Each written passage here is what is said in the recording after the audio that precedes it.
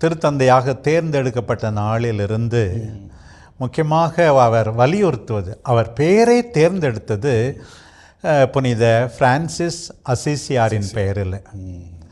புனித பிரான்சிஸ் அசிசியார் உங்களுக்கு தெரியும் எப்படி தன்னுடைய மனமாற்றம் ஆரம்பித்தது என்பதை பற்றி கூறும்போது நாம் கேள்விப்படுகிறோம். ஆடையில்லாத மனிதரை பார்க்கும்போது தன்னுடைய ஆடையை கொடுத்து உண்மையாகவே அன்பை காட்டுகிறார்.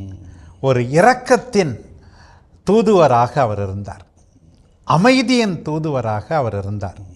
அவருடைய இரக்கத்தின் பாடல், சமாதானத்தின் பாடல் எல்லாரும் அறிந்த ஒன்று. எல்லார் மீதும் இரக்கம் கொண்டார், இயற்கை மீதும் இரக்கம் கொண்டார்.